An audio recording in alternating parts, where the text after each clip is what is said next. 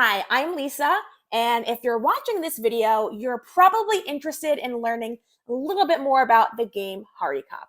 In this video, I am going to go through the components, I am going to give a gameplay overview, and I will give you my final thoughts.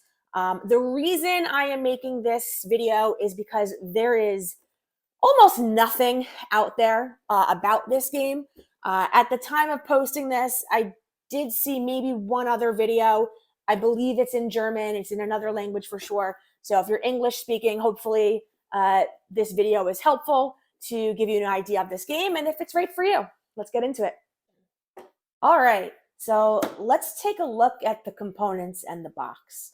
So here's the box, Hari Cup. It's by Hurricane as the publisher. Over on this side, it tells you a little bit more information. So you do need a minimum of 3 players, not a good two-player game. So at least 3 players to get going, 3 to 6. It says on average 30 minutes. Do believe it takes a little longer than that, but you could probably get this game done in 30 minutes if you're familiar with the rules. I say it pushes closer to 45, 50, just under an hour. Ages 9+. There's a bit of math in this game. I do think you can go younger. Otherwise, maybe that's fairly accurate, but I'm sure you can, if you're helping out a kid, maybe 7, 8 is a good enough age that you can actually have someone play with you. So we have interesting artwork on the front. I don't know if that's really appealing or not. We open up the box, take a look at the components. So inside we have these postcards, and these postcards are, I guess, the different players. So you can see the artwork of the postcards. They're actually true postcards. So you can mail these to someone should you wanted to, if that was your thing, if you're mailing postcards. So let's put those aside.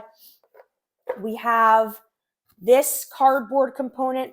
This is the only piece of the board. The rest of the board you'll make up yourself as we go through the gameplay. You'll see that. But here's the starting position here. And this is the artwork. We have the rule book. The rule book is pretty hefty. That's because there's a ton of different languages in here. So if you're playing with people all across the world and abroad, there's a rule book here for them. When you do get to your language for the rule book, it is only a couple of pages of rules. They're pretty standard and straightforward.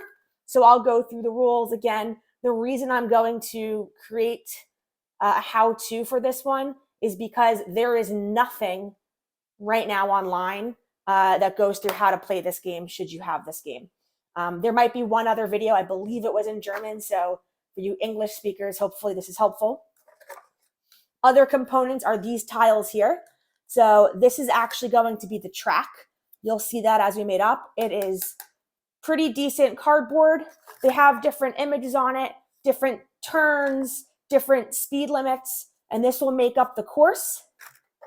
Your player pieces that you're moving forward with are consistent of plastic bottom holders and a cardboard component of the racer itself. So these are the people in the postcards. They go together fairly easily. And then this is what you'll be using to mark your racer on the board. You have these wooden components in all the different colors.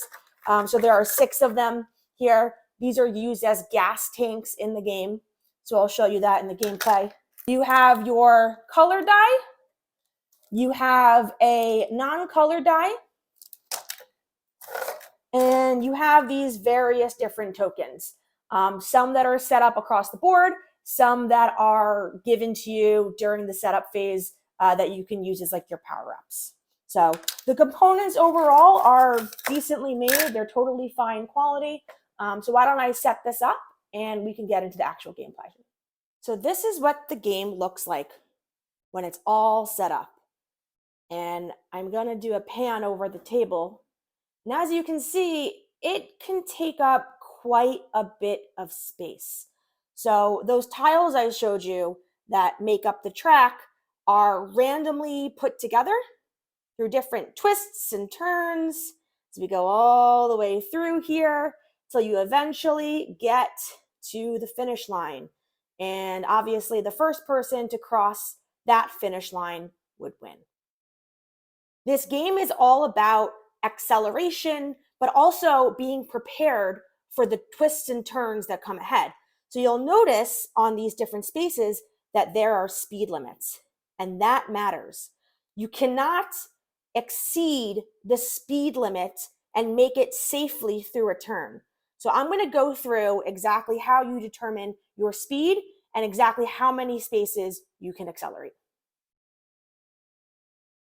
I want to add that I don't have a component to this game. It did go missing, but there was a plastic piece which basically took all of these dice and allowed you to shake them up. And then when you pushed it down on the table, it would cover them up before you would release them. Each of these dice relate to the pawns on the board, which are placed on the umbrellas. These actually are going to correlate to how many spaces you can move. So this means 6 spaces, 4 spaces, 4 spaces, 4 spaces, 1 space, 1 space, right? So the color die, which actually correlate to these gas tanks or fuel tanks that they're called in the rule book, will let you know how many spaces you're going to move.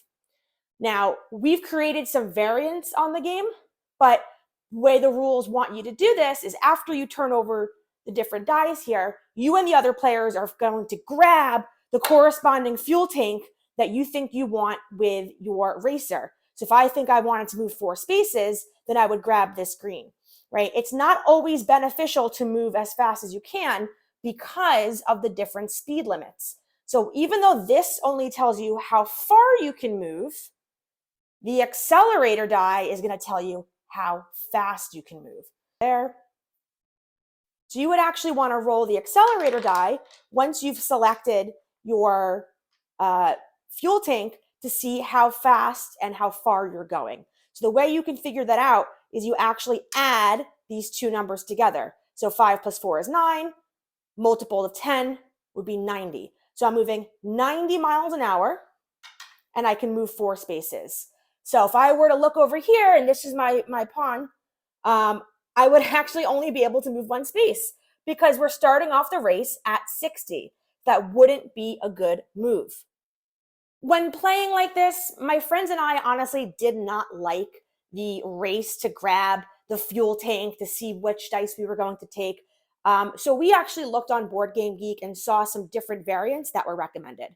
And one of the variants recommended was actually everyone has a set of die, and you would roll your own and you'd be able to choose between the two. So we're not fighting for the table to go ahead and grab a pawn. In addition to your setup, you start with these 3 chips, and these are special chips that you can use on your turn or before your turn. This one, which is the Road Ace, means that you don't actually have to throw that accelerator dice, which is this one. And it allows you to just move based on the fuel tank's value. So if I had chosen that special power, then I can move 4 spaces without having to do the math to determine what my speed limit was. So that one's definitely a good chip there. The next one is the Nitro, and this one is also very powerful. So if your go has been successful, meaning you haven't been stopped by the speed limit, you were able to make the complete amount of moves based on your dice, then you can actually cross for free into the next section. So it would just be 1 space forward into the next section. And according to the rule book, the Horn, this chip must be used before you are grabbing, your pawn for your moves. And this is basically accompanied with a loud call. So before that's removed, you go beep, beep, and it basically gives you the option to just grab the one you want before anyone else gets to do it. We modified this again since we did not play that way. And we allowed this to let us steal from another person. So if we liked another person's roll better, because we were all rolling at the same time, we actually used this beep beep to steal another person's roll so we can use it as our own. Now, as you saw in my example roll, the accelerator can really screw you up. So this is a second chance chip, which you're allowed to use only once on your turn. And if you don't like the roll you got, you can throw this chip down and you get a second chance to make it right so you can hopefully progress through the race. As you're moving along the board, you'll also notice that there are these bonus chips laid across the track. They each have a different power. Whether you land on the space or pass the space, if you're the first person to do so, you get access to that bonus chip that you can use whenever you'd like. This one is the empty tank. This is one of the bad bonus chips amongst the group. And this chip must be played in the next round. So no matter what fuel tank you end up obtaining, it will only be considered as having a value of 1. Once that's used, that chip is discarded. So no matter which one you ended up grabbing, that means you can only go 1 space. This bonus chip is the swap. So this allows the driver to swap your pawn and associated fuel tank with whichever competitor you choose. So what I'd be able to do is actually, if I didn't like the fuel tank that I have, I can swap it with my competitor, which would allow me to move the spaces that that person got, as well as swapping my pawn. So I can actually move ahead in the race. At the end of my go, if I have oil, I'm able to then take that bonus chip and place it over one of the spaces that I just crossed, making it a lot more difficult for players to cross that space. If I pick up the assistance chip, this will allow me to use one of my already special powers that I've previously used. Since these only have a one and done action, should I have used this one, I can now choose to bring it back and use it again based on that bonus chip. If I have the fast forward chip, before I throw the accelerator die, I'm able to take my pawn and move it 1 space behind and fast forward the first player and then go about my turn. If I have the shortcut bonus chip, it allows me to cut out all the twists and turns and speed limits and create a straight line from where I am to the next straight line without a speed limit, bypassing any blockers in my way. At the end of the round, when all the racing cars have moved, this red lantern chip is placed by the person who is in last. And the ability that it gives them is that they're able to actually move 1 space forward before the accelerator die on the next turn. So it gives them just that little edge to catch up. The first player to successfully cross the finish line is the winner. All right, so we went through Hurry Cup. To give you my final thoughts on this, the game I think is okay. It's average. It's not horrible. Certainly not great. Not one that I would recommend. Not one that I would buy for a friend. If you're on the fence about it, maybe look at other games. But while saying that, when I did play this, the group did have an okay time. It really wasn't terrible.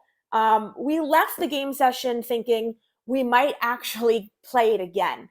I did have to modify the rules a little bit because we didn't like that dexterity component of grabbing for, the fuel tanks. So as I mentioned on Board Game Geek, one of the commenters had some different suggestions. So we made some rule changes, whether it was to how we gathered the fuel tanks and to some differences that the bonus chips could do since we weren't racing for fuel tanks.